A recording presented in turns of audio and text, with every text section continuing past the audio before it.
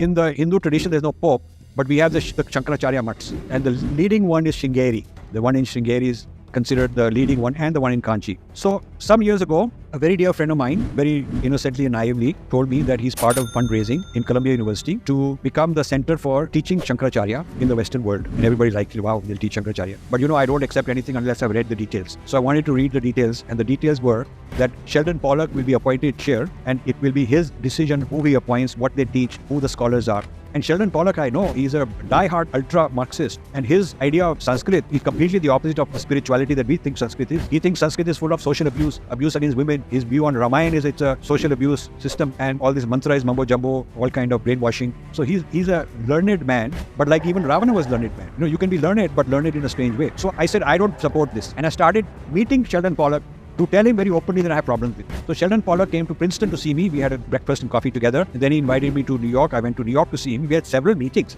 And I was very open. I'm writing this book, and I'm going to critique you, but I want to know what your views are. So he said, I have spent so many decades entirely dedicated to writing on Sanskrit. How could I hate if I'm spending my whole life? So I said, a biologist who's studying a particular bacteria all his life does not want to help it. He wants to kill it, but he has to study it. And I said that you send your spies to study the other side, not because you love them, but you want to understand how to compromise. And the Europeans sent all these scholars and anthropologists to study it. Even now, these guys go to Marxists and Maoists and missionaries. They go to villages to study them to find out how they were vulnerable. So the fact that you studied all your life is not, you have to look at the content you produced. He was shocked. He thought that this will floor a person, because every time there is a doubt, he stands up and says, I learned it under this teacher, I went to this university, I studied Sanskrit, and I studied so many years, and I wear my dhoti, and he's got a tilak and all that stuff, and every Indian is floored. I was the first guy who told him that this is bullshit, it doesn't mean anything. India abroad made him the man of the year, given the award as sort of the big hero of the year, because look at this man, he writes books on Sanskrit. And they had a picture of him at the Sringeri ashram wearing a dhoti and all that stuff. So now imagine how hard my job is to take on a guy like that. When our own millionaires and multimillionaires and billionaires in New York, some of them very dear friends, have put out a multi-million-dollar project to put chairs with this guy in charge. And I'm the one man saying, don't do it. So here is what happened. I tried to convince my friends. They're not interested because who are you? This guy is famous. He's Columbia University. The dean likes him. The vice chancellor, all these guys like him. Who are you? That kind of attitude. And I'm saying, well, basically I have facts. Read my facts. Nobody has time to read the facts. So I started sending messages to Shankaracharya, but they were intercepted. Because they had written an MOU. Columbia University had signed an MOU with the Shankaracharya Mutt in Sringeri to start these chairs. In the next 90 days, it was going to happen. They were going to have a very big announcement in New York, and they were going to announce Sheldon Pollock, all this thing would happen, then it would be too late. I had 90 days to interfere. So I told some friends who said, oh yeah, I know Shankaracharya, I'll send you their message, but none of that worked. And I was giving up because I was writing publicly and getting hit for writing all this, and no response from the Sringeri Mutt. And I thought maybe they sold out. Then I got a call from a very dear friend whom I owe a lot, Rama Shankar. He says, I can get you a secret meeting with the Shankaracharya personally. So I said, how? So she said, my late father was the administrative head of the Mutt. There are two leaders in the Mutt.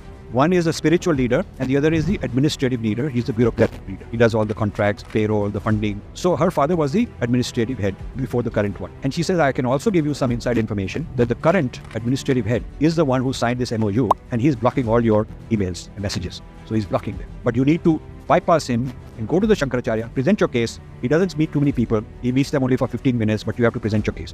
So I dropped everything. Time is running out. So I went to Bangalore. Her nephew was some guy in charge in the Bangalore airport. He organized a van, and it's a 10-hour drive in the middle of the night through a jungle, very exciting all-night journey to go to Sringeri. And she said, don't stay near the Mutt because he's got his people and he'll know you. You stay a little bit away in a private hotel, totally incognito. And then she told me that next morning, don't go through the main gate. You go through a back door. She knew Shankaracharya's brother, who was a friend of theirs, family.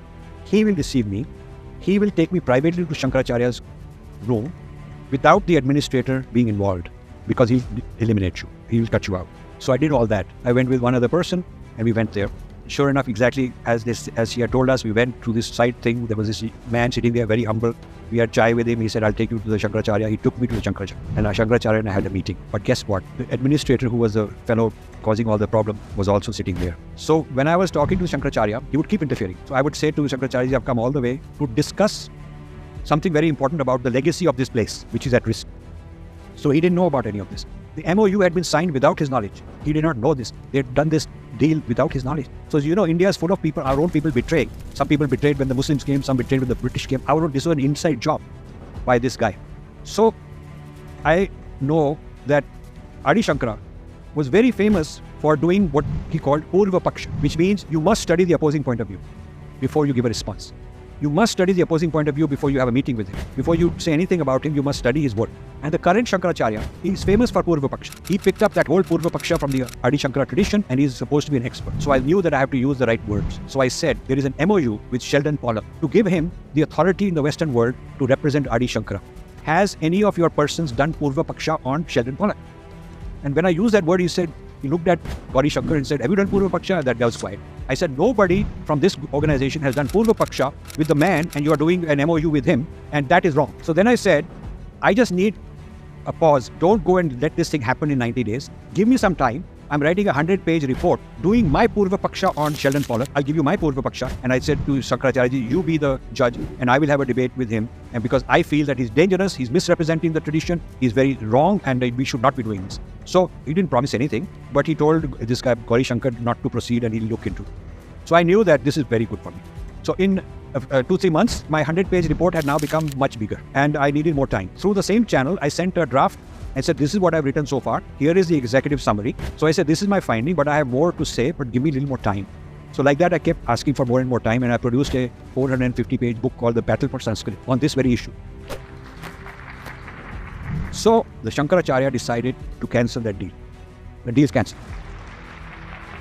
So you can see all the hatred and some of my friends, because, it was very prestigious. They would all give money. They would be with in this committee and that board. They would be on Columbia University, and through that, they would have so many appointments, and everybody would know them. It's all for Shan, Shaukat, showing off, ego, throw your money around. All that nonsense our people are into. And I'm alone fighting all this, and it is very unpopular. And when you are doing these things very unpopular, you're going to become controversial.